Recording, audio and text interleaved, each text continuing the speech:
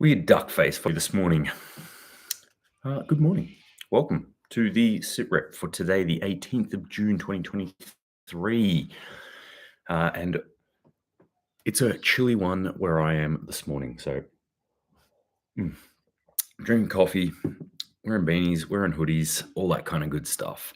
This is the SitRep. If you haven't been to a SitRep before, this is where I go through news stories that I've seen over the past couple of days or probably week now since I last did one of these.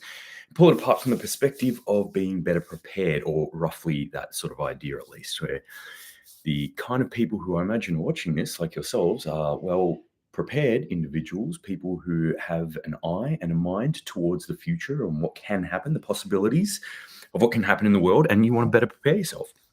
And I commend you for that. My hat, my metaphorical hat, is off to you for doing such things.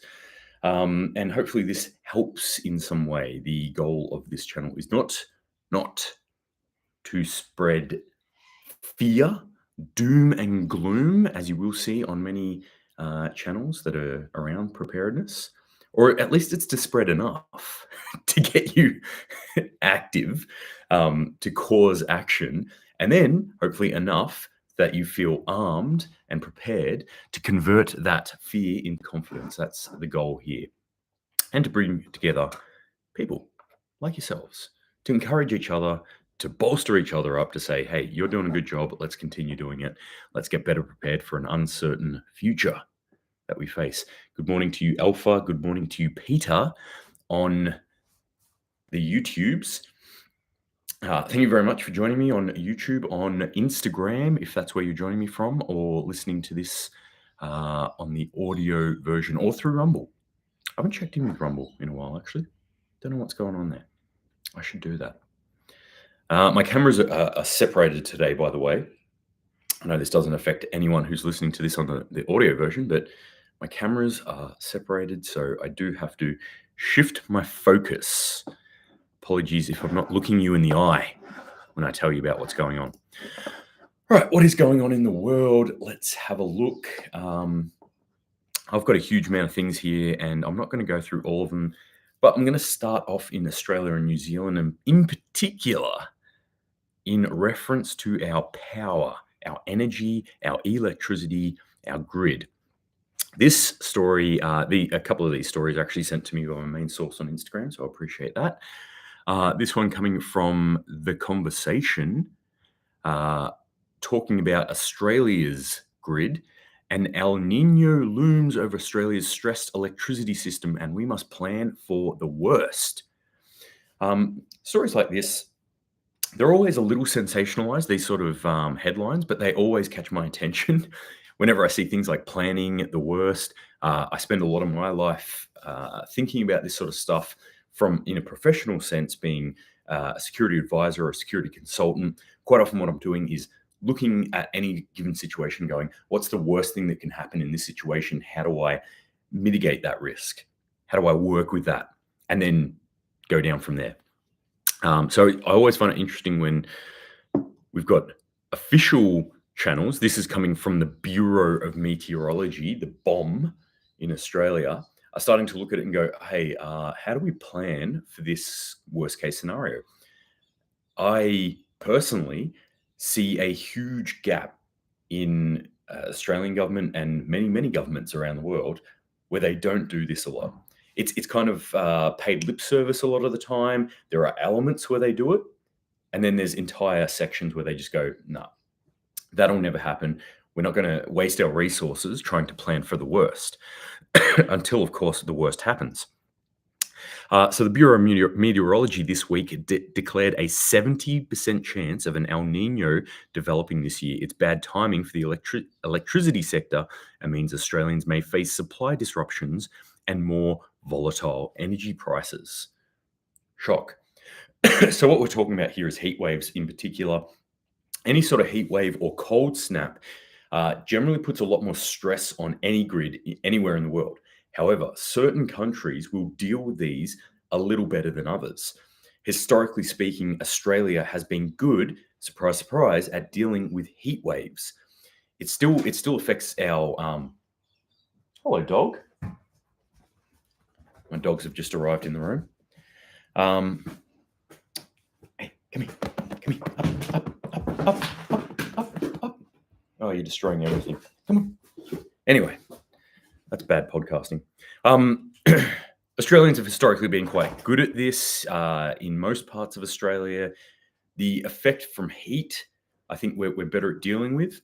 The effect of really cold weather, not so much. This depends on where you are, of course. I think the areas that I live in now, we're probably a little bit better with dealing with cold.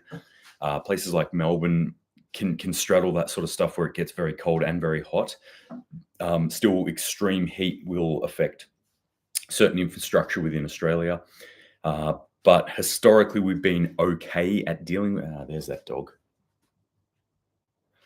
Sorry, if you can see a German Shepherd prancing around in the background, just ignore it. It'll go away.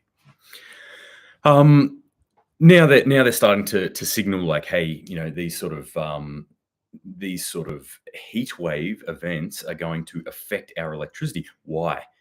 Why is this happening now? What's the big difference here?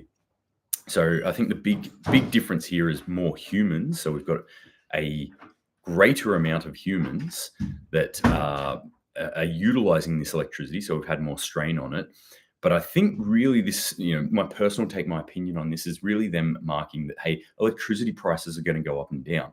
And they're what are they throwing it on? El Nino. The subtle undertone here is the weather, the climate. Yeah, climate change. Yep, humans, you caused this. This is your problem. You're going to have to pay for it. Which, if you've ever listened to me before, I'm a bit like, I think that's a little bit too convenient of an excuse. Do humans affect the climate? We can argue about that.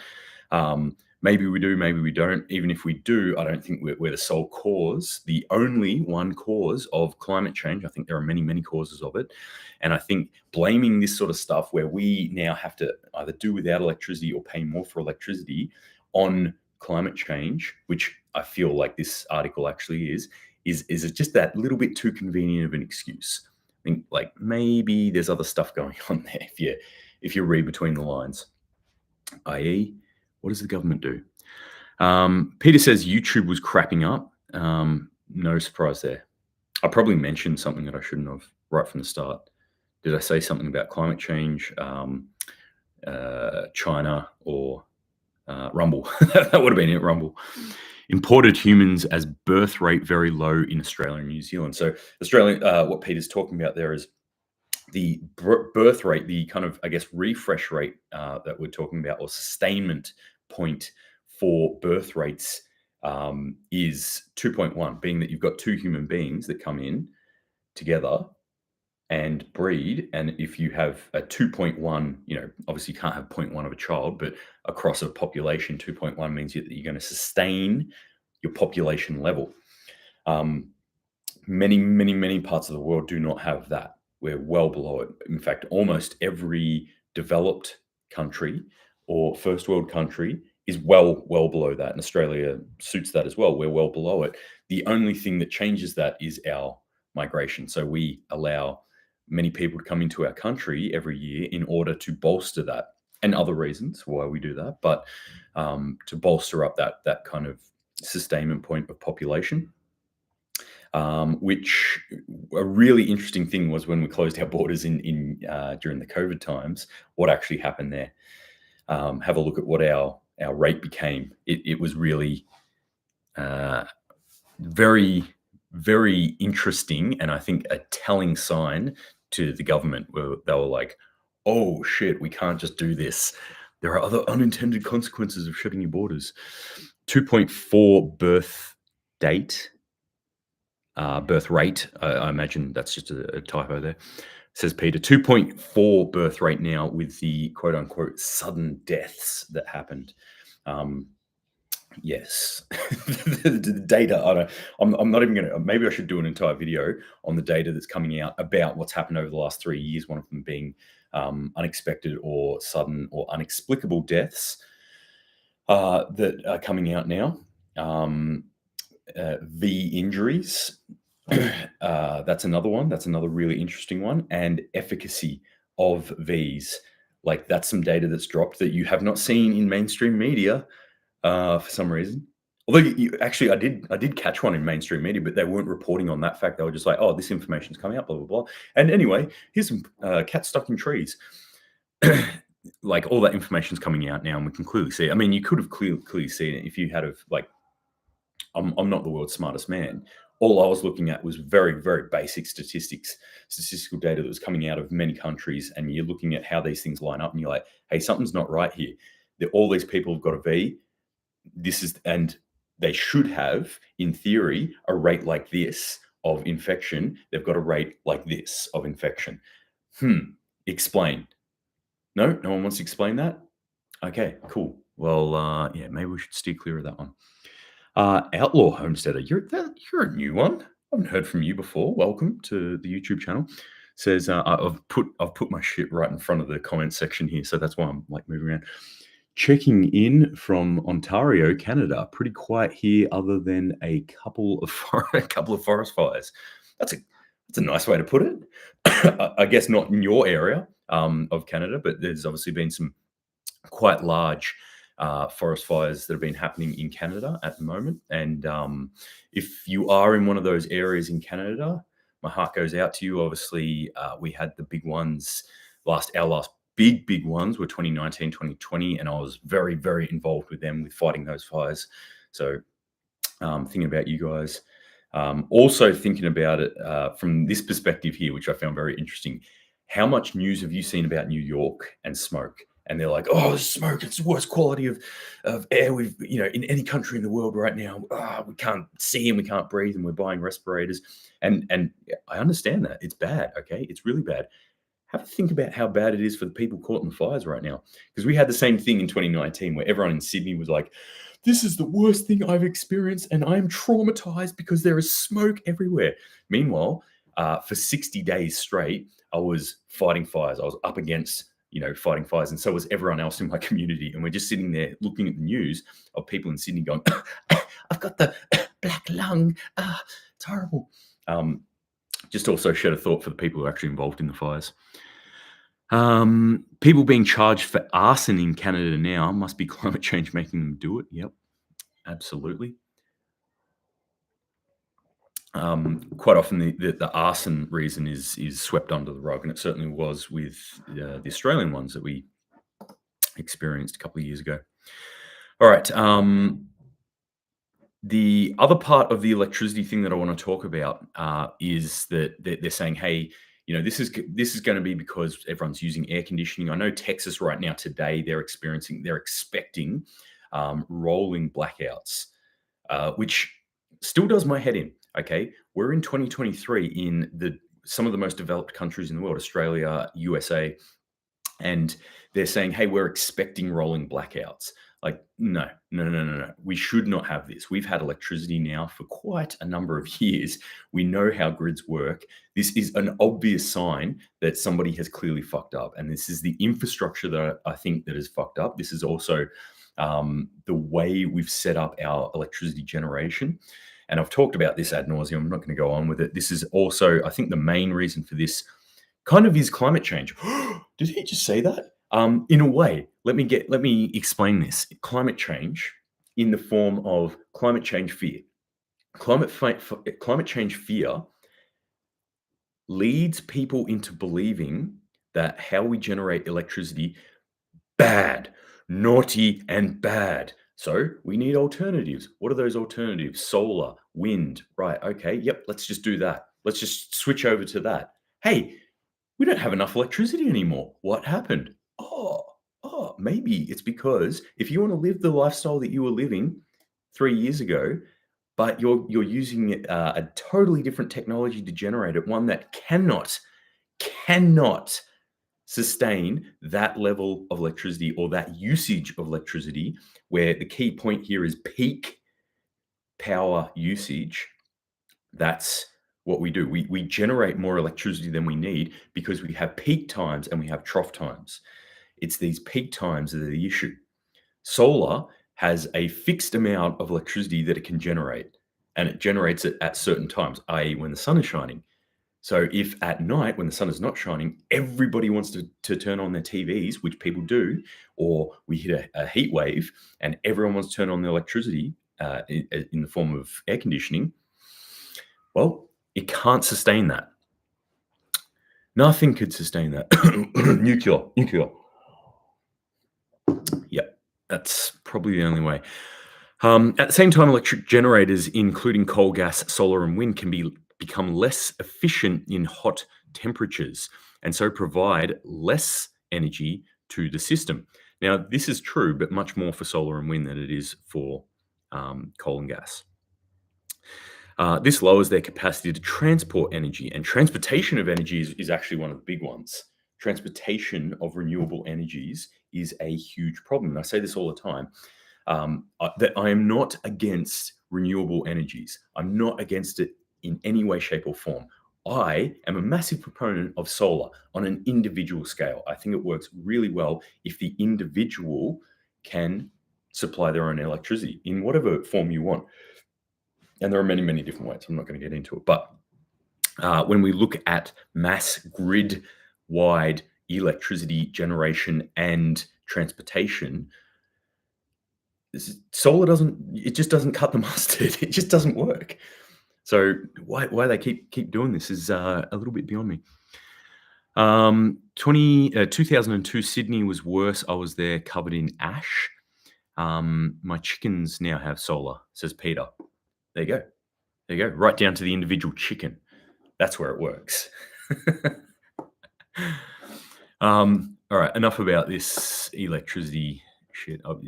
It works me up too much. No, there is more about it. I'm going to go to New Zealand now. New Zealand back to pen and paper in school. All other primary schools in the area have now made the decision to close. We appreciate this is another disruption. We wish it could be avoided. However, we must consider the negative impact on health and safety at this point. They're struggling to keep toilets functioning. They're using bottled water for drinking and pool water for flushing toilets. Why?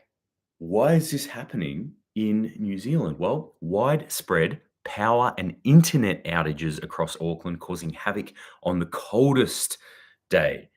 So I was just talking about heat and how that's affecting it.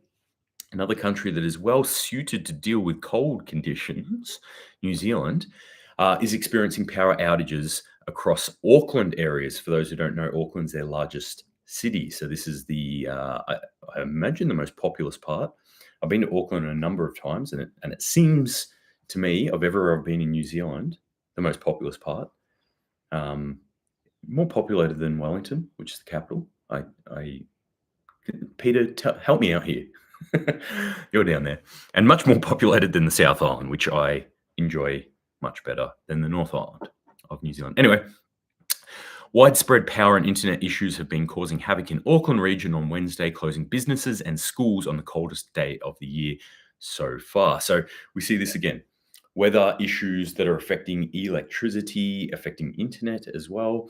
The funny part about this is that they were complaining that they had to go back to pen and paper, as if the way they put it in this article, the way I read it at least, from reading this article, was like, we had to go back to chiseling this into stone. We're back in the Stone Age, pen and paper. I'm like, that's not such a bad thing. Getting kids to use pen and paper is not such a bad thing. Get them off the tablets. Like, hey, wow, that's okay. Norman Lacey says nuclear power plants are designed to work at a constant rate. Plants. They don't deal very well with peaks, but they can generate more power. On the whole, if you actually look at how a power plant works, I wouldn't say that any power plant is designed to deal with peaks. What they are designed to deal with is generation of electricity. So even a coal-fired power plant generates more energy than it needs to in order to deal with those peaks. So in the troughs, it's like there's heaps of electricity that's not doing anything, not being utilized by people. It's just that in those peak points, that's what they got to aim for. Peter says Auckland highest population in NZ. So there you go. A little bit of trivia for you there. I was correct. Oddly enough. Warkworth locals reported the power in their area had been off since 7 a.m. on Wednesday, with the Vector Power outage map saying it would not be back until 3 or 4 p.m. And they're freaking out about this. This is a day without electricity. Just think about what's happening, what I've been talking about recently about South Africa, a number of parts of the world that don't have sustained electricity like we do. This is like also a bit of a sign at how kind of soft we are in our countries, how used to we are to all this convenience, and it gets taken off us for a day. And it's not like people are dying. It's like, we can't flush the toilets. We can't drink water. We can't use internet. We're going to have to use bottled water. How are we going to flush toilets? We're going to have to use buckets. And I would say, on the whole, like, not in this area of New Zealand, but like certainly the South Island of New Zealand, the people that I've met there and hung with down there are pretty resilient human beings. This is not a good snapshot of New Zealand. It's like, this is what would happen if this happened in Sydney, right?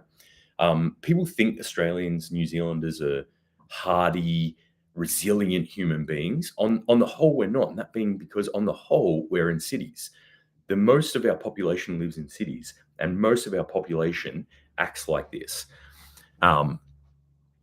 These small disruptions that cause pretty big things to the lives of these human beings. Chris Fleming says, thanks for Suspicious Observer. I gave people a tip the other day about another YouTube channel called Suspicious Observers. Please go check it out. I really rate the channel. I think they're very good, especially if you are just maybe a little bit confused about this climate change thing, and like, hey, is everything we do as human beings, are we killing the planet? Is Greta right, basically? Are we the sole cause of climate change? Go and check out Suspicious Observers and tell me what you think of that. All right, what else have we got going on here? Here's another good one for planning. I get a little bit excited when I see companies and governments starting to plan for the future. Australia reviews financial crisis plans after banking turmoil in the US. Good. Probably a little small and late, I would say. Like, this is something that I would have imagined we would have had a plan, but they're going through. Australian financial regulators are reviewing the National's preparedness and management arrangements for future banking turmoil following the speed of recent runs on lenders in Europe and the US. So we've had the banking crisis happen in the US with a number of large banks collapsing recently, and obviously having to be bailed out. It's not called a bailout, it's a bailout. That's their government bailed them out by printing more money, which puts the onus back on the taxpayer, i.e. you and me. Not that we pay taxes in the US, but the same sort of theory. We're all taxpayers to a government. Well, hopefully you're not. Hey, if you're not, my metaphorical hat is off to you. If you found a way out of it, then good. So they've had a review of this. They're looking at it. They're going, we're going to beef this up. We're going to make ourselves better. They don't really outline how they're going to do that in this article, but they do outline who's at fault here. And no surprises here. It's you. It's you and me. We're at fault, and the internet and social media. And it's the conspiracy theorists and the memes. They don't specifically say those words, but they outline like the speed of communication through social media channels and the use of, I think it was like the word they use was fringe thinking or something like that. But essentially they're saying, those crazy, wacky conspiracy theorists who are putting their funny memes up on their social medias and their TikToks, they're the ones to blame. Because we can't stop it. A bit of blood gets in the water, a bit of fear starts floating around, and it starts moving. It's not like we have to wait for the newspapers to come out tomorrow for us to go like, whoa, this stock price has gone down of this certain bank, I better sell. We can do that within minutes. I mean, seconds, really. We can do it within seconds. But minutes, certainly. We're at that sort of speed now, and they can't do anything about it. And what can they do about it? They can stop people buying and selling stocks. Yes, they have that power. They can turn entire stock markets off if they want to, if it gets that bad. But they can obviously massage the narrative as well, which is what they're trying to do. Interesting stuff, but also a bit of a warning too. I read these sorts of things and go like, they're putting this information out, and I think they put this information out to alleviate fears. They're putting it out and saying, hey, we're thinking about this. We're going to sort it out. It's all okay. You don't have to worry. So they're getting ahead of the story here. And they're trying to say like, yep, everything's going to be fine. More confidence in the stock market, in the banking system. Keep putting your money there. Keep investing. Keep buying those stocks. Keep just spending. Keep go. Keep the foot on the gas, right? Well, my question is why? Why would you put that information out there to Australian investors? Well, you'd only put it out there if you thought there was a reasonable chance that this is going to happen in Australia. So for me, the subtext of this is warning. This is something that could happen in Australia. And I know this shouldn't be any surprise to anyone who listens to me, but our banking system could collapse. Our banks could collapse, especially the smaller ones outside of the big four. But even the big four, they're not impervious to it.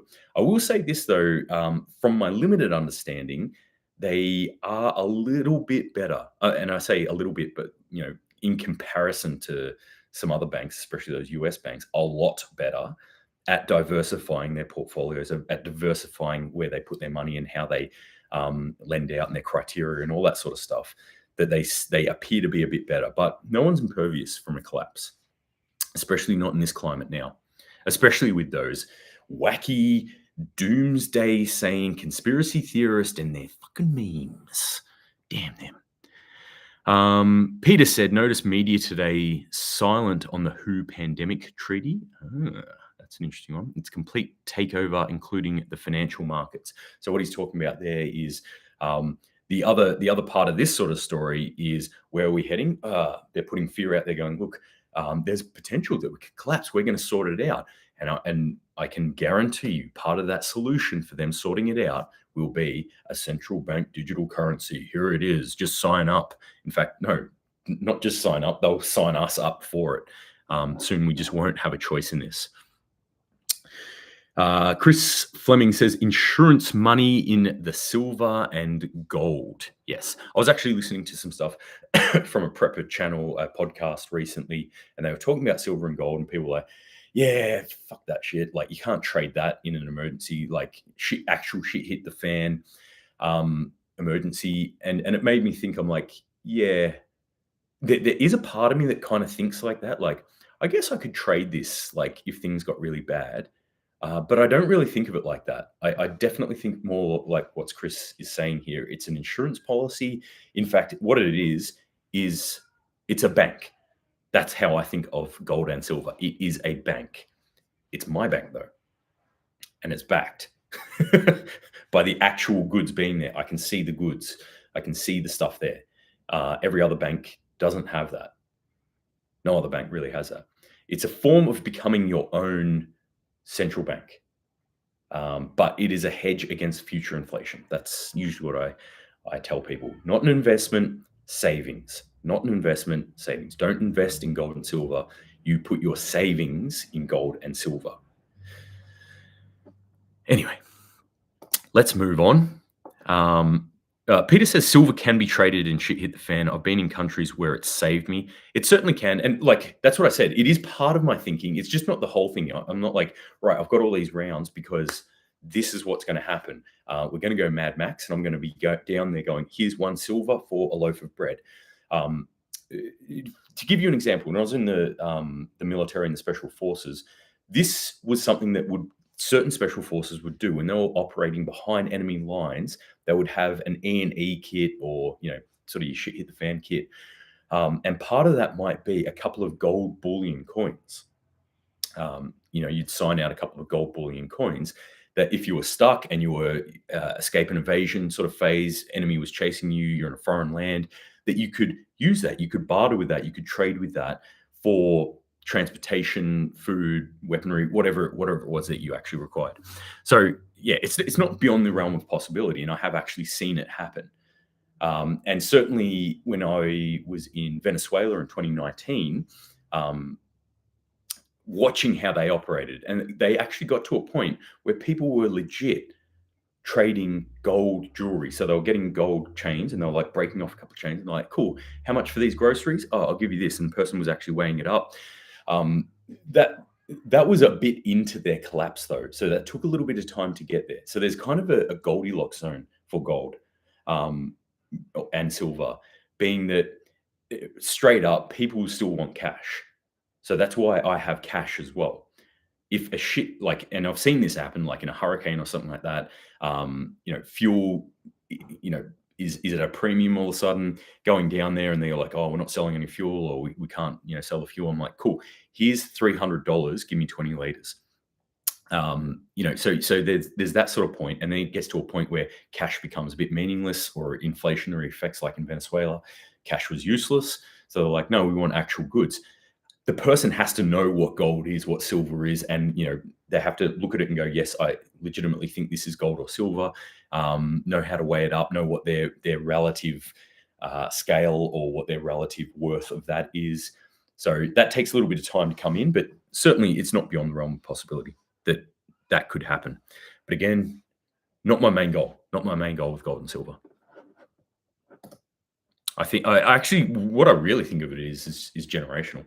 I kind of think of it like I'm collecting that wealth in a form, and it is something that belongs to my kids and maybe their kids.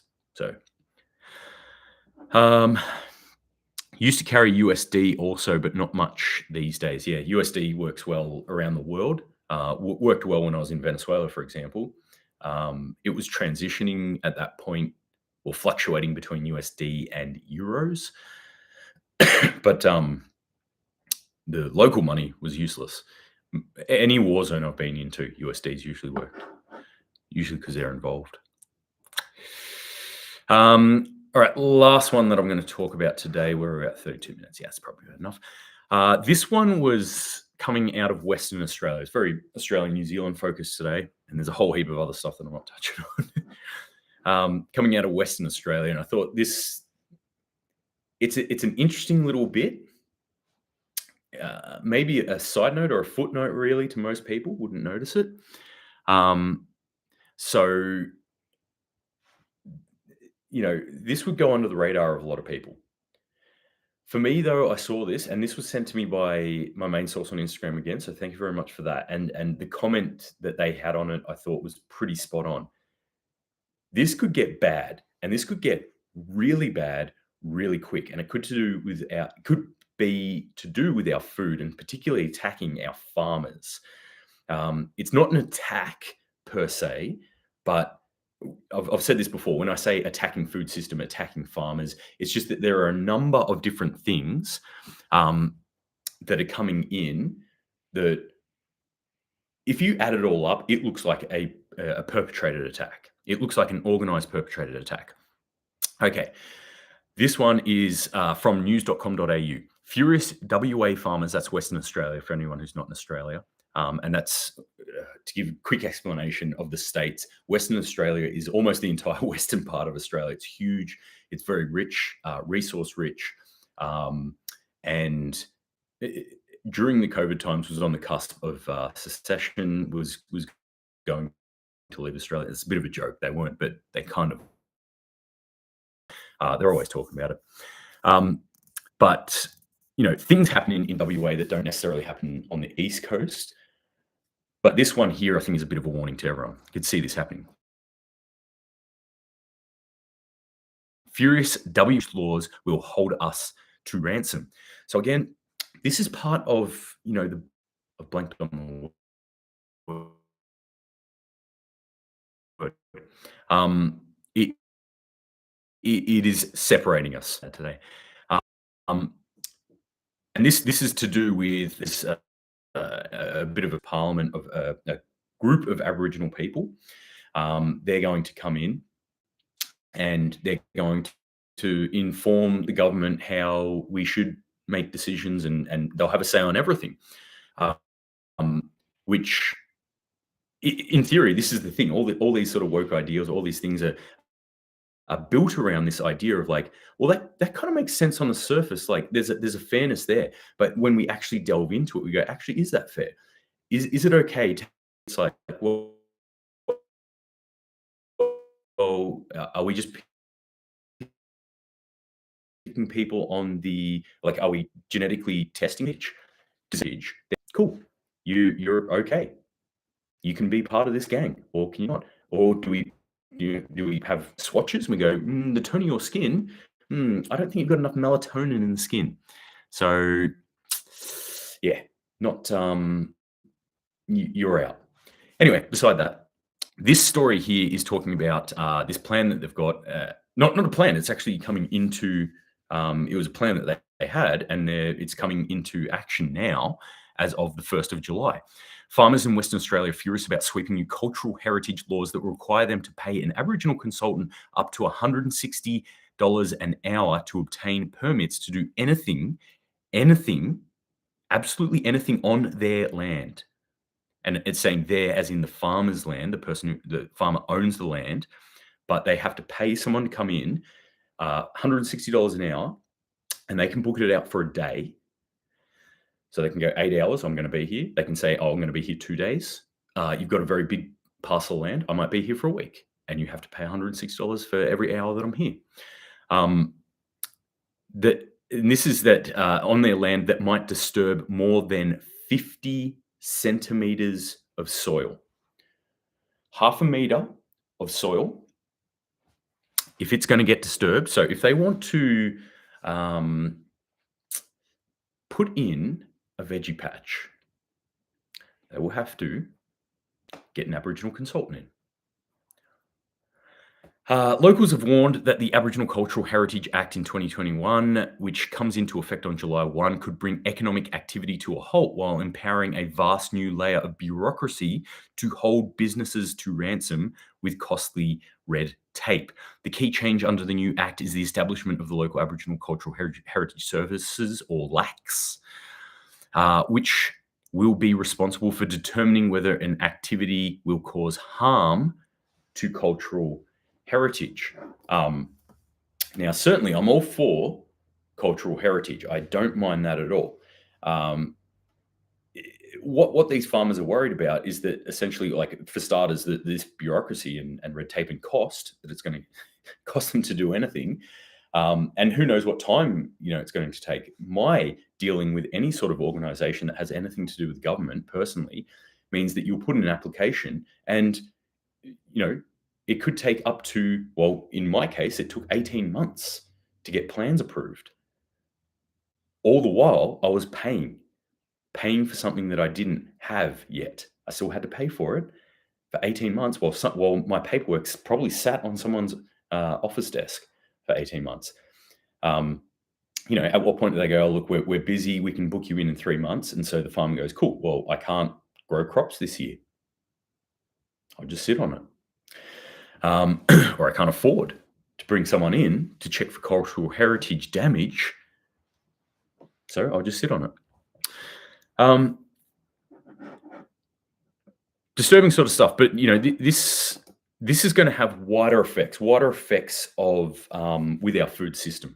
I think, again, this could seem like a tiny thing, and this could just be me making a mountain out of a molehill, and it'll be nothing, and it'll be really easy, and they'll do it simply, and they'll go, they'll just have someone who'll rubber stamp it, and they'll go, hey man, I've got this piece of land, I'm going to put crop, and they're like, yep man, done, just here's an invoice for $160, no worries, done. And we continue on, and it's just yet another cost that our farmers have to bear, on top of all the other costs and bureaucracy that they have to dance through in order to put, for the privilege of hard work, to put food in our mouths. It's just yet another one of those things, but it's a little bit of a warning. So I just want you to put a pin in that one, think about that, and go, okay. When our food price is increasing again, and the government says, yeah, it's because Ukraine, it's because of Putin. You know what? It's actually because of those crazy tinfoil hat conspiracy people who are making their memes on social media are out there stockpiling your food. That's why food's expensive. When they're saying that, remember these sorts of things. It's death by 1,000 cuts. It might seem like a small thing, but there are many, many of these sorts of things that are coming in. I'm not saying that this shouldn't be a thing that's in there, but if this comes in, how about we take something else out, some other regulation that the government has got on there, some other asinine regulation where the government is like a leech seeping money out, and especially from our farmers, take that off them. Make it easier for farmers. If you're going to put something in, take something out. How's that sound? Peter says they are rewriting the treaty in New Zealand, also rewriting history. That's certainly an issue. There's something I take issue with, rewriting of history, like looking back on it and go, no, it's different now because I've got a different perspective now. That Insta chick who is just releasing her new book, Birthing Outside the System. So check that one out. For anyone who is pregnant, thinking about getting pregnant, or just is something to do with pregnant, might get pregnant in the future, has been pregnant and wants to read how other people did it. That Insta says, my friend is an archaeologist the government uses when they want to do commercial versions of this. It's not simple or quick. I can guarantee one of my closest friend, he lives in town. Good guy, went bankrupt. Why did he go bankrupt? Was on a dig, construction sort of work, and they found a bone. That was it. Stopped work. Had to totally stop work, shut everything down. They got archaeologists in, they got people in, they got historians in, because they thought it's human bone. Somebody, there's a burial site here, blah, blah, blah. Turns out it was a cow. Hi. What? Yep. That's my call. I've got to go. Thank you very much for joining me. I really appreciate it. I've got to go cut some firewood now because it's freezing and we're always running out of it. Yes, stay safe out there. Keep prepping. Keep your eye on what's going on in the world, but not too seriously. Yeah, these are just these little things, and they all start to add up. When you're sitting there going like, why is the world the way it is? Well, if you're actually watching what's happening, the unfolding of it, it starts to make a little bit more sense. Probably won't make you feel any better, but could make a little bit more sense.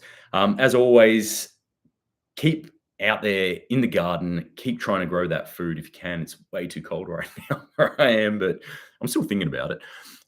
Keep storing up the food. It's only going to get more expensive, so get what you can now and get it on sale. Not that it's going to run out anytime soon, but just a good thing to do. Stay safe. Stay happy. Semper Paratus.